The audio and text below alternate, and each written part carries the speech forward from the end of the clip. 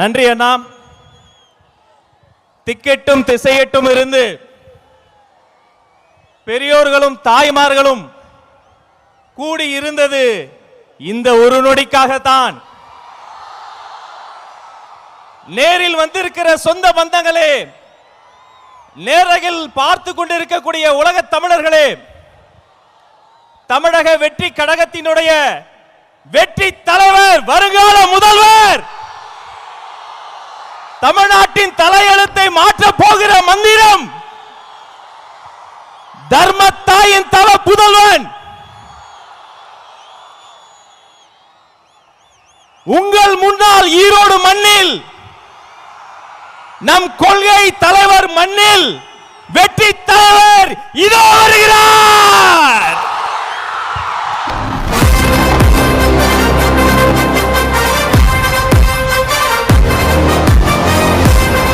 Hello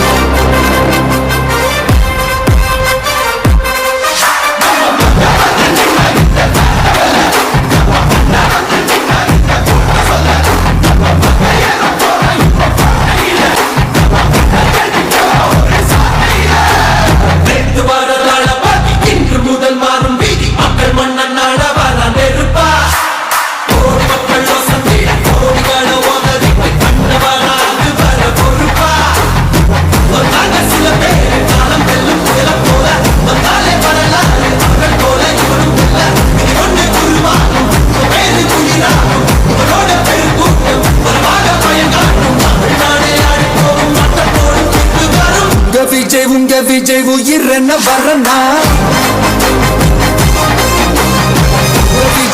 Vijay எளியவன் குரல்னா, விஜய் தனியார் இல்ல கடல்னா.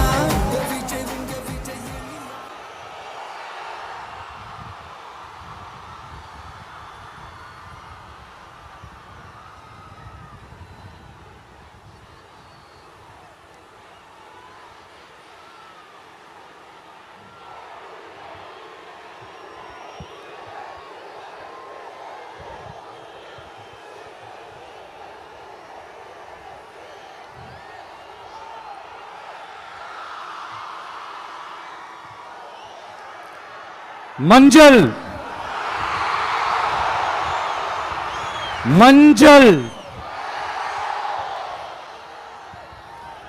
பொதுவா நல்ல காரியங்கள் ஸ்டார்ட் பண்றதுக்கு முன்னாடி இந்த மஞ்சள் எடுத்து வச்சு தான் ஸ்டார்ட் பண்ணுவாங்க. நம்ம வீட்டில் கூட நம்ம அம்மா அக்கா தங்கைகள் நமக்காக நாம நல்லா இருக்கணும்ன்றதுக்காக மஞ்ச புடவை கட்டிக்கிட்டு தான் வேண்டிக்குவாங்க. அப்படி அந்த மஞ்சள்னாலே ஒரு தனி வைப்பு தாங்க. நம்ம கொடியில கூட அந்த வைப்ரண்டான அந்த எனர்ஜெட்டிக்கான அந்த மஞ்சள் இருக்குமே, அந்த மாதிரி மங்களகரமான மஞ்சள் விளையிற பூமி தான் இந்த ஈரோடு பூமி. இங்க வந்து மஞ்சளை பத்தி பேசாம வேற எங்க போய் பேசுறது? அது மட்டும் இல்ல, இங்க ஒரு மகத்தான ஒரு மனிதரை பத்தி நம்ம பேசியே ஆகணும். இந்த ஈரோடு மண் விவசாயத்துக்கும் பேர் போன மண். இங்க நடக்கிற அந்த விவசாயத்துக்கு மிக முக்கியமான ஒரு கவசமா இருக்கிறது என்ன தெரியுமா? காலிங்கராயன் அணை, காலிங்கராயன் கால்வாய். காலிங்கராயன் அணை கட்டினதுலையும் கால்வாய் வெட்டினதுலையும் உயிரான உணர்வு பூர்வமான நிறைய விஷயங்கள் இருக்குது.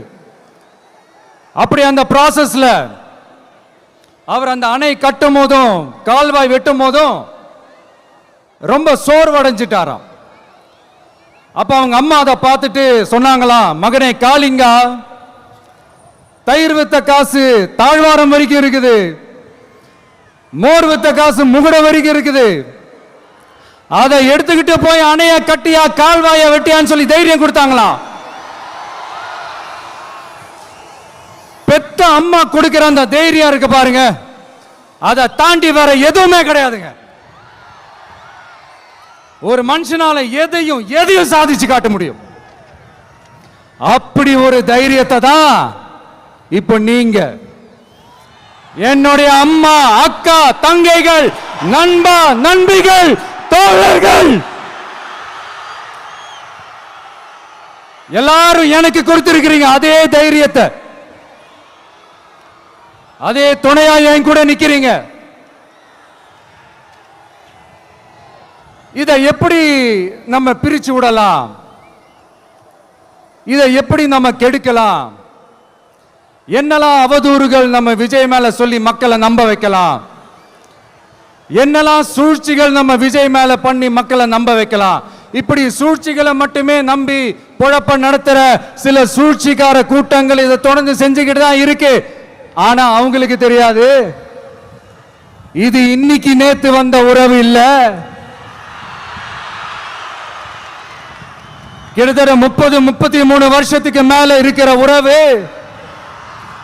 ஏன் நான் சினிமாவுக்கு வந்தப்போ எனக்கு வயசு 10. அப்பல இருந்தே இந்த உறவு ஸ்டார்ட் ஆகி போயிட்டு இருக்குன்னு அவங்களுக்கு தெரியாம போச்சு. அதனால என்ன பண்ணாலும், நீங்க என்ன ட்ரை பண்ணாலும், எல்லாத்தையும் விட்டுட்டு மக்களுக்காக வந்திருக்கிற இந்த விஜய மக்கள் ஒரு நாளும் கைவிட மாட்டாங்க. மக்கள் கூடவே நிக்கிறாங்க, கூடவே நிப்பாங்கன்னு அவங்களுக்கு தெரியாம போச்சு. என்னப்பா நிப்பீங்கல்ல? உங்களை நம்பிதாப்பா வந்திருக்கிறேன். அதான் இந்த சத்தம் தாங்க வாழ்நாள் பூரா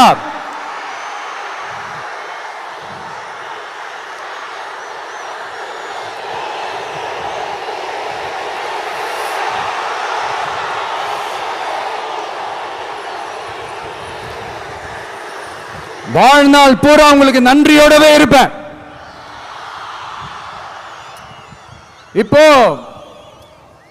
நம்ம காளிங்கராயன் அவர்கள் அணையை கட்டுறதுக்காக பவானிக்கு போய் பார்க்கும்போது ஒரு இடத்துல ஒரு பாம்பு வந்து உட்கார்ந்துச்சான், படுத்துச்சான்.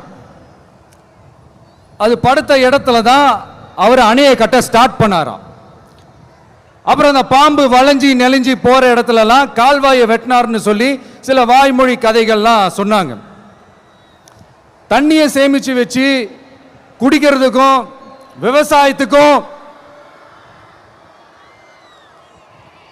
தம்பி கீழே இறங்கு, தம்பி கீழே இறங்குப்பா, ப்ளீஸ் கீழே இறங்குப்பா.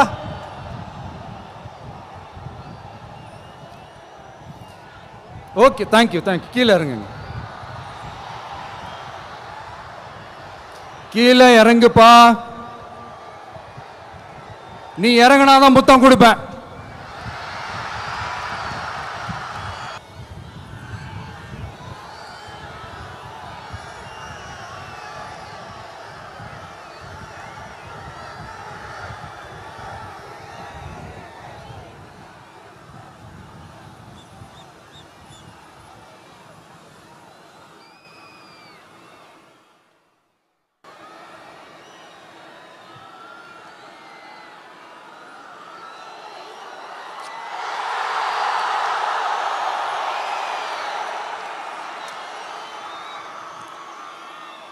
இப்படி தண்ணியை சேமிச்சு வச்சு குடிக்கிறதுக்கும் விவசாயத்துக்கும் வழி வகுக்கிறது எவ்வளவு பெரிய ஒரு நல்ல விஷயம்.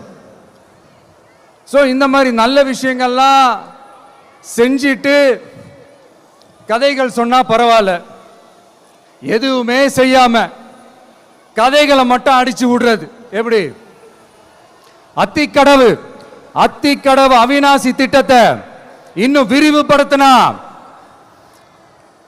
அந்த 3 மாவட்டத்தில் இருக்கிற லட்சக்கணக்கான மக்களுக்கு எவ்வளவு பிரயோஜனமா இருக்கும்.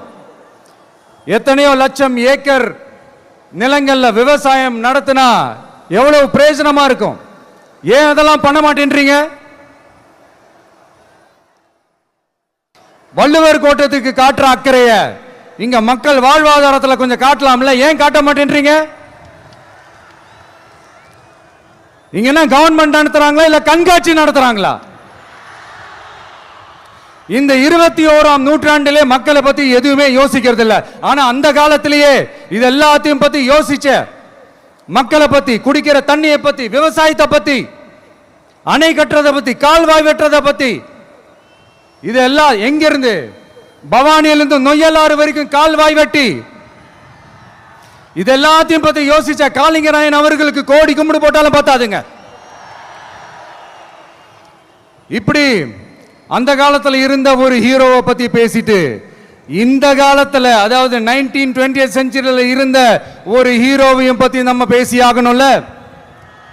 ஒருத்தர் இலகிய மனம் கொண்ட ஹீரோனா, இன்னொருத்தர் இரும்பு மாதிரி அயன்மேன் தான். எஸ், நம்ம ஈரோடு கடப்பாறை தான்.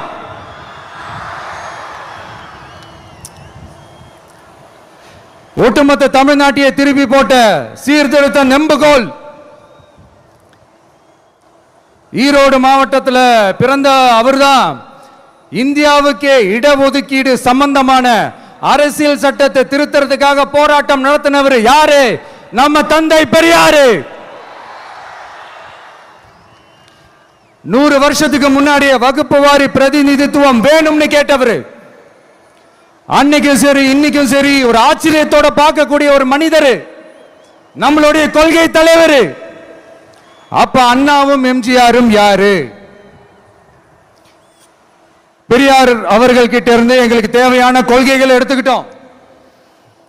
அவரை ஃபாலோ பண்ற, அவரை வழிகாட்டி ஏத்துக்கிட்ட அண்ணா அவர்கள் கிட்ட இருந்தோம், எம்ஜிஆர் அவர்கள் கிட்ட இருந்தோம் தேர்தல் அணுகுமுறையை எடுத்துக்கிட்டோம். அண்ணாவும் எம்ஜிஆரும் தமிழ்நாட்டோட சொத்து. அவங்கள பயன்படுத்துறத பத்தி யாரும் இங்க கம்ப்ளைண்ட்லாம் பண்ண முடியாது. அண்ணா எங்களோடது, எம்ஜிஆர் எங்களோடது, நீங்களா எடுத்துக்க கூடாது அப்படிலாம் யாரும் இங்க அழுதுட்டு இருக்க முடியாது, சொல்லிவிட்டேன். அதனால நாங்க ஒரு வழியில அரசியல் செஞ்சுக்கிட்டு போயிட்டு இருக்கிறோம். உங்களுக்கு தான் டிவிக்கே ஒரு பொருட்டே இல்லைல்ல, அப்புறம் ஏன் கதறீங்க?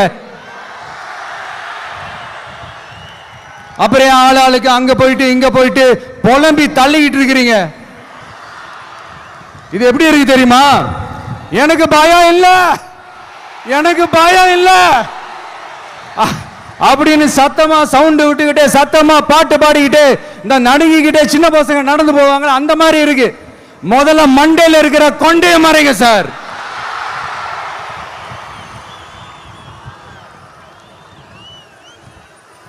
சும்மா மாறு வேஷத்துல மறு வச்சுக்கிட்டு மீடியா ஆளு, ரேடியோ ஆளுன்னு இவங்க ஆளுங்களே மாத்தி மாத்தி அனுப்பிக்கிட்டு, இதெல்லாம் என்ன மக்களுக்கு தெரியாதுன்னு நினைச்சிட்டு இருக்கீங்களா?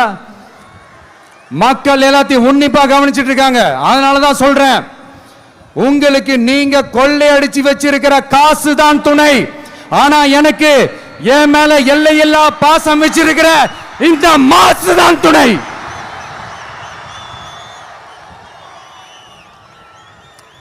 இப்படி நமக்கு துணையா இருக்கிற ஈரோடு மக்களுக்காக நான் இப்போ குரல் கொடுக்கலாம் வந்திருக்கிறேன். சரி, இப்ப விஷயத்துக்கு வருவோம். பெரியார் அவர்கள் கிட்ட இருந்த அந்த செல்வாக்கையும் அந்த பதவிகளையும் அந்த பவரையும் வச்சுக்கிட்டு அவர் என்ன சொன்னார் தெரியுமா? இவ்வளவு செல்வாக்கு, இவ்வளவு பதவிகள், இவ்வளவு பவர் இருந்தோம் நான் ஒரு 5 பைசா காசு சம்பாதிச்சிருப்பேனா? எனக்கோ இல்லை என் குடும்பத்துக்கோ பட்டங்கள் வேணும், பதவி வேணும்னு ஏதாவது கேட்டிருப்பேனா? இல்லை ஏதாவது லாபம் பார்த்திருப்பேனா? இல்லை எதுக்காவது ஆசைப்பட்டிருப்பேனா? ஆனா அவர் பேரை சொல்லிக்கிட்டு, அவருடைய கொள்கையை ஃபாலோ பண்றதா சொல்லிக்கிட்டு இப்ப ஆட்சியில இருக்கிறவங்க என்னெல்லாம் செய்யறாங்கன்னு.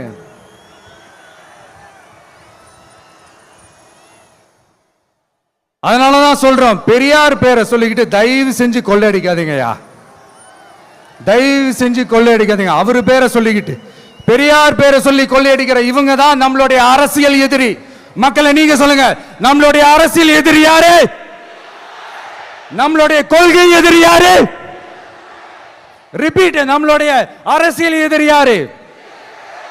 நம்மளுடைய கொள்கை எதிரி யாரு? உங்களுக்கு புரியுதுல்ல? எனக்கு அது போதும்யா, எனக்கு வேற எதுவுமே தேவையில்லை.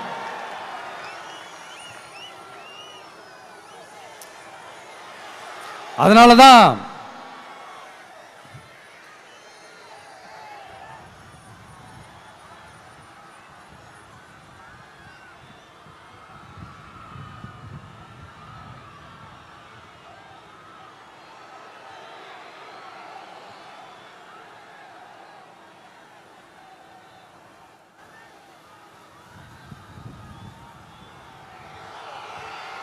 உங்களுக்கு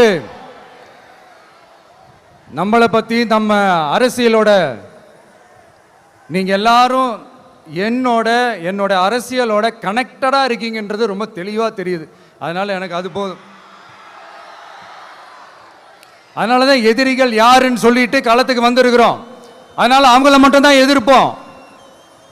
அதுவும் அந்த எதிரிகள் யாரு இப்போ இங்க 2026 சட்டமன்ற தேர்தலில் களத்தில் இருக்கிறாங்களோ அவங்கள மட்டும் தான் எதிர்ப்போம்.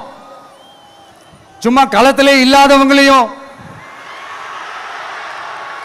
களத்துக்கும் அவங்களுக்கும் சம்பந்தமே இல்லாதவங்களையும் எதிர்க்கிற ஐடியாலாம் இல்ல பாஸ். நீங்க கேட்கிறீங்கன்றதுக்காகலாம் எதிர்த்துட்டு இருக்க முடியாது பாஸ். எங்களுக்கு நிறைய வேலை இருக்குது.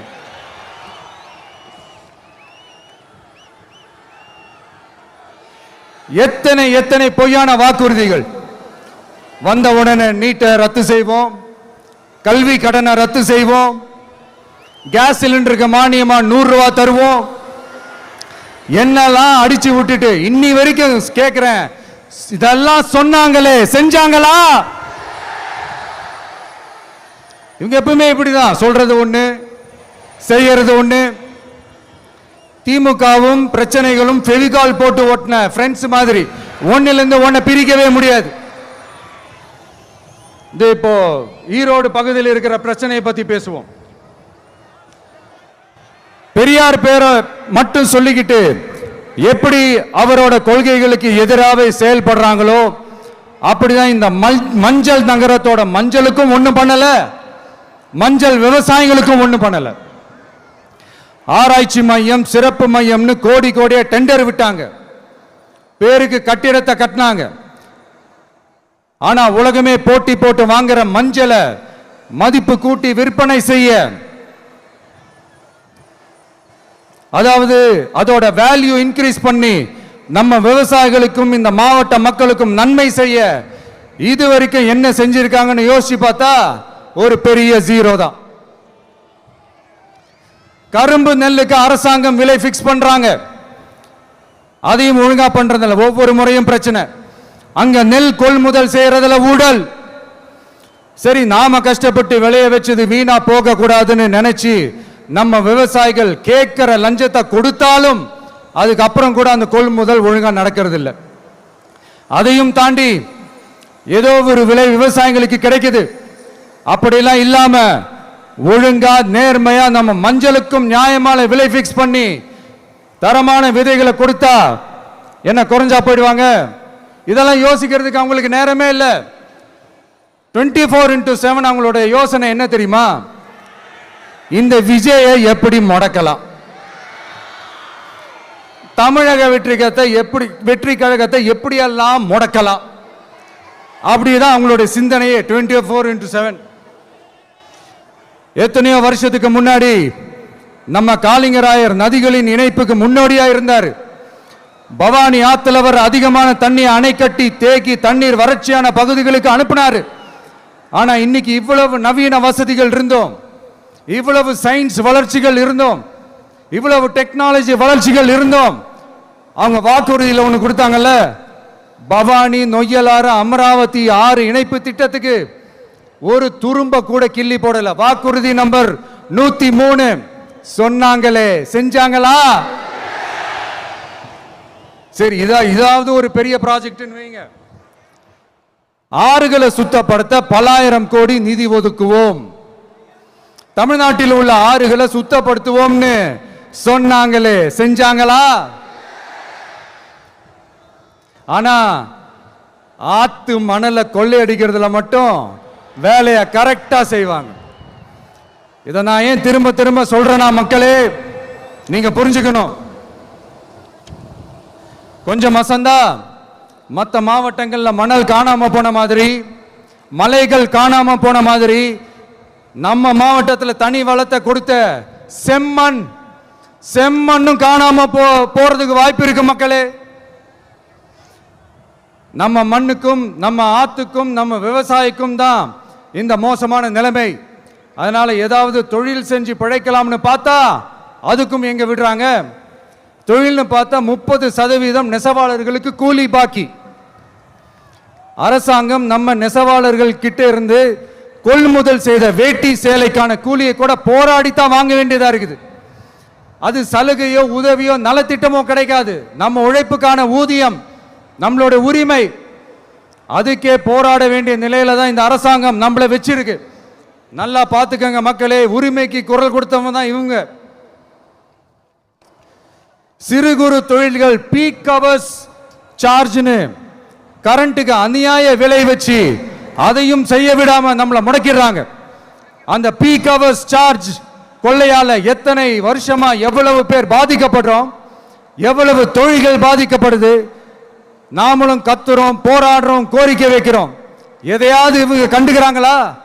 கொஞ்சம் யோசிங்க. ஏன் கண்டுக்க மாட்டேன்றாங்கன்னு கொஞ்சம் யோசிங்க. அப்பதாங்க பிரைவேட்ல அதிக விலைக்கு கரண்ட் வாங்க முடியும், அதுக்கு டெண்டர் விட முடியும். அப்படி டெண்டர் விட்ட மேட்டர்ல எல்லாம் என்ன நடக்கும்னு உங்களுக்கும் தெரியும், எனக்கும் தெரியும், நம்ம எல்லாருக்குமே தெரியும். இந்த மாதிரி ஈரோடுல மட்டும் இல்ல, எந்த மாவட்டத்துக்கு போனாலும் பிரச்சனைகள் மேல பிரச்சனைகள் தான்.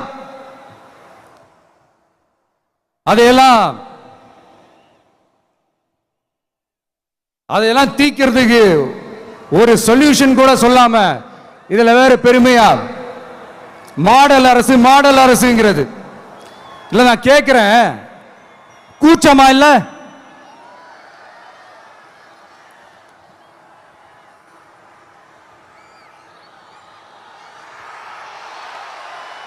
இதெல்லாம் கேட்டா அப்படியே நம்ம பக்கம் யூட்டர்ன் அடிச்சு வந்துருவாங்க. விஜய் என்ன அரசியல பேச மாட்டேன்றாரு, விஜய் என்ன சினிமா டயலாக் மாதிரி பேசுறாரு, விஜய் என்ன பஞ்ச் டயலாக் பேசுறாரு, விஜய் என்ன 10 நிமிஷம் தான் பேசுறாரு, 9 நிமிஷம் தான் பேசுறாரு. நான் எத்தனை நிமிஷம் பேசினா உங்களுக்கு என்ன சார்?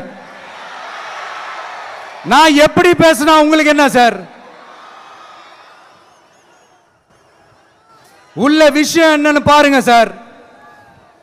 ஒவ்வொரு மாவட்டத்துக்கும் போய் மக்கள் ஃபேஸ் பண்ற பிரச்சனைகளை எடுத்து பேசிட்டு இருக்கிறேன். பின்ன அது அரசியல் இல்லாம வேற எதுதான் அரசியல்? உங்களை மாதிரி தனிப்பட்ட முறையில் தரக்குறைவா அசிங்கமா பேசுறதுதான் அரசியல்னா அந்த அரசியல் நமக்கு வராது.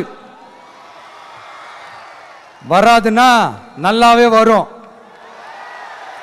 உங்களை விட எனக்கு அது நல்லாவே வரும். வேணான்னு விட்டு வச்சிருக்கிறோம். அப்புறம் உங்களுக்கு நமக்கு என்ன வித்தியாசம்? காஞ்சிபுரத்தில் நாம பேசும்போது இந்த மாதிரி உங்களால் அமைக்கப்பட போற ஆட்சியில நம்ம ஆட்சிக்கு வந்த உடனே என்னெல்லாம் செய்ய போறோம்ன்றது சிலது சொன்னோம்.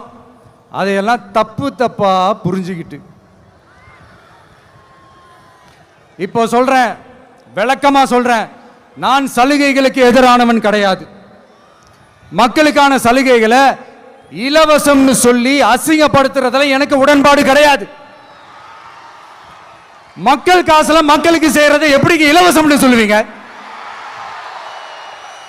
அப்படியே செஞ்சிட்டாலும் ஓசில போறேன்னு சொல்லி அசிங்கப்படுத்துறீங்க. என்ன கேட்கறதுக்கு ஆள் இல்லைன்னு நினைச்சீங்களா?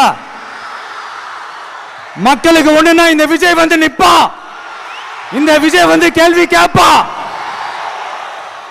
இந்த விஜய் எப்பவுமே மக்கள் பக்கம் தான், அதே மாதிரி மக்களும் என் பக்கம் தான். என் மக்கள் மானத்தோட மரியாதையோட கௌரவத்தோட வாழணும். என் மக்கள் யாருக்கும் கீழே கிடையாது.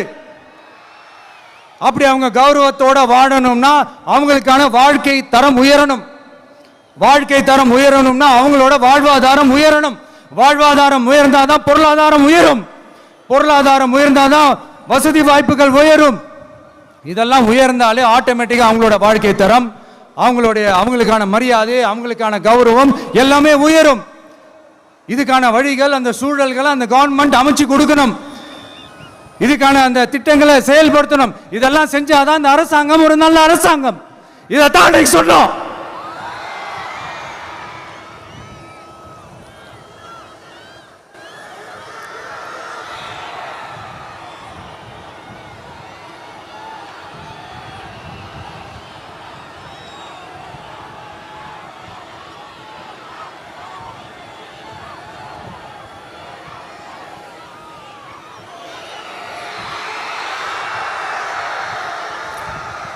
இதைத்தான் அன்னைக்கு சொன்னோம். உடனே சொன்னா மட்டும் போதுமா? எப்படி செயல்படுத்துவீங்க? நாங்க என்ன வாயிலே வடை சுடுறதுக்கு டிஎம்கேவா? டிவி கேடா?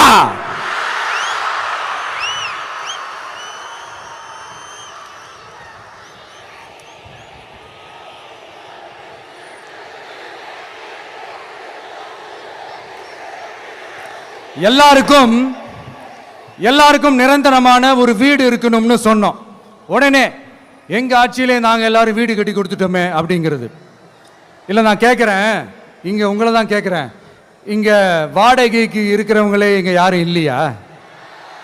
எல்லாருக்கும் சொந்தமா வீடு கட்டி கொடுத்துட்டாங்களா? அடுத்து வீட்டில் இருக்கிற ஒவ்வொருத்தரும் மினிமம் டிகிரி படிச்சிருக்கணும் அப்படின்னு சொன்னோம். உடனே எங்க ஆட்சியிலே எல்லாரும் டிகிரி படிச்சு முடிச்சிட்டாங்களே அப்படிங்கிற மாதிரி சொல்றது அது உண்மைனா? ஸ்கூல் லெவல்லையே டிராப் அவுட்ஸ் அதிகமானது யாரோட ஆட்சியிலங்க?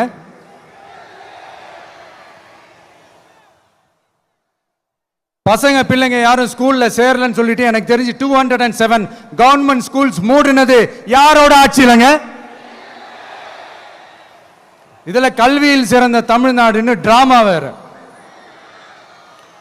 அடுத்து குடும்பத்தில் ஒருத்தருக்கு நிரந்தரமான வருமானம் வரணும், வேலை வாய்ப்பு கிடைக்கணும் அப்படின்னா நாங்க கொடுக்காத வருமானமா, நாங்க கொடுக்காத வேலையா அப்படிங்கிறது. எத்தனையோ லட்சம் காலி பணியிடங்கள் நிரப்புவோம்னு வாக்குறுதி கொடுத்துட்டு ஆட்சிக்கு வந்தீங்கல்ல, எத்தனை லட்சம் காலி பணியிடங்களை நிரப்புனீங்க? அட்லீஸ்ட் 1 லட்சம் காலி பணியிடங்களாவது நிரப்புனீங்களா? இதெல்லாம் சொல்லிட்டு மக்களை ஏமாத்துறது யாரோட ஆட்சியிலங்க? அடுத்து ரொம்ப முக்கியமா, பெண்களுக்கு பாதுகாப்பு இல்ல, சட்டம் ஒழுங்கு சரியா இல்லைன்னு சொன்னா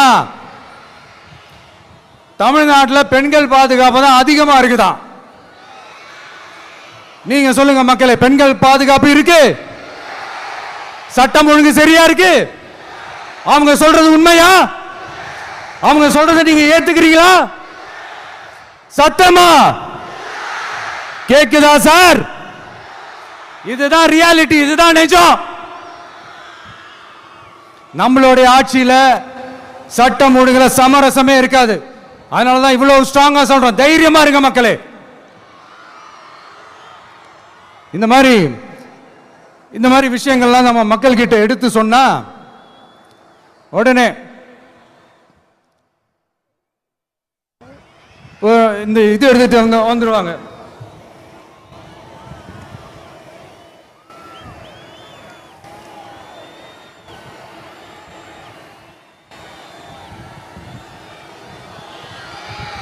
இந்த மாதிரி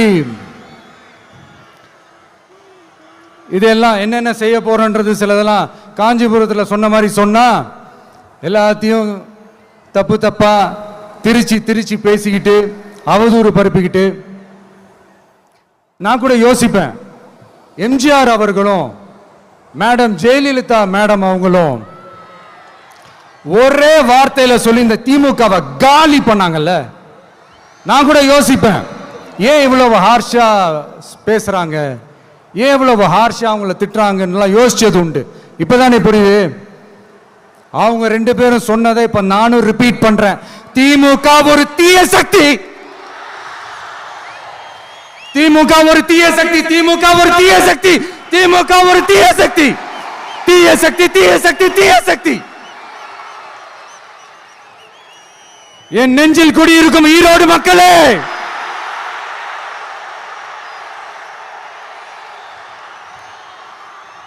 டிவிகே ஒரு தூய சக்தி. எப்படி? டிவிகே ஒரு தூய சக்தி. தூய சக்தி டிவிகேவுக்கும் தீய சக்தி டிஎம்கேவுக்கும் தான் போட்டியே.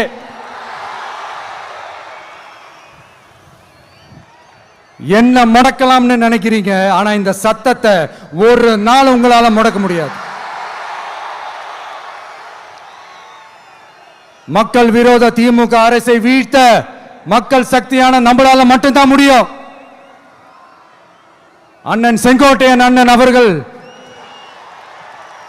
நம்ம கூட வந்து சேர்ந்தது நமக்கு ஒரு மிகப்பெரிய ஒரு பலம்.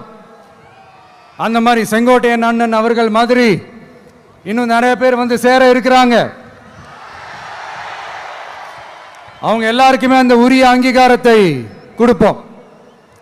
அது மட்டும் இல்லை, அப்புறம் இன்னொரு விஷயம் சொல்ல மறந்துட்டேன்.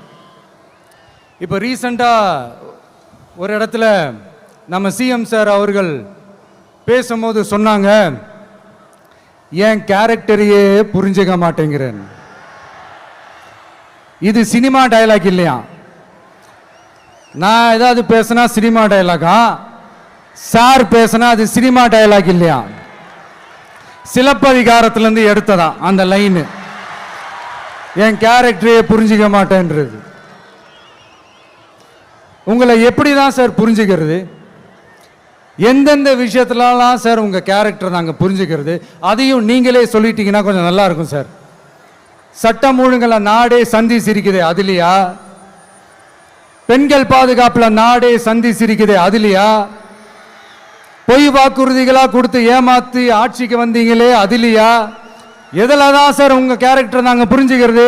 ஆனா ஒன்று, தமிழ்நாட்டில் ஆட்சி செய்கிற நீங்களும் சரி, ஒன்றியத்தில் ஆட்சி செய்கிறவங்களும் சரி, நீங்க ரெண்டு பேரும் முதல்ல என்னோட கேரக்டரை புரிஞ்சுக்கணும் சார்.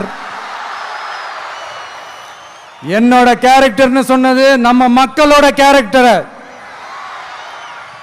2026 சட்டமன்ற தேர்தலோட அந்த கேரக்டரே கொஞ்சம் வேற மாதிரி சார். அதை கொஞ்சம் தயவு செஞ்சு நீங்க புரிஞ்சுக்கணும் சார். புரிஞ்சுக்கலன்னா மக்களே உங்களுக்கு புரிய வைப்பாங்க சார். கான்பிடென்டா இருங்க சார், நல்லதே நடக்கும் சார். வெற்றி நிச்சயம் சார். மீண்டும் சந்திக்கும் வரை நன்றி, வணக்கங்க சார். நண்பா, நண்பிகள், இங்கே வந்து எல்லாம் வந்து பார்த்தோம், எல்லாம் நல்லபடியாக நடந்தது. சேஃபாக வந்துட்டு சேஃபாக வீட்டுக்கு போயிடுங்க. எனக்கு எல்லாத்தையும் விட நீங்கள் தான் எனக்கு முக்கியம். தயவு செஞ்சு சேஃப்டியாக போயிட்டு வாங்க. ஒரு ஈரோடு செல்ஃபி ஒன்று எடுப்போமா?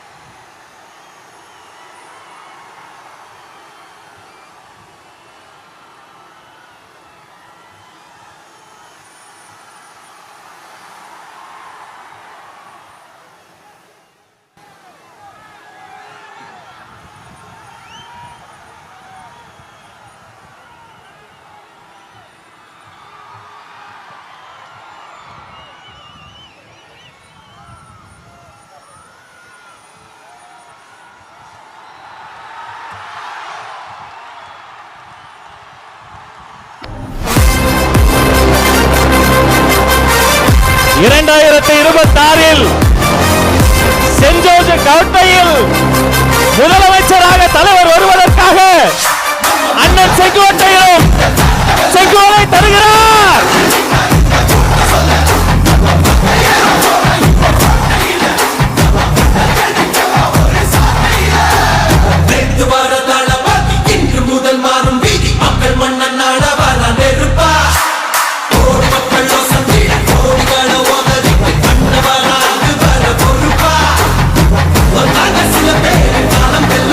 போல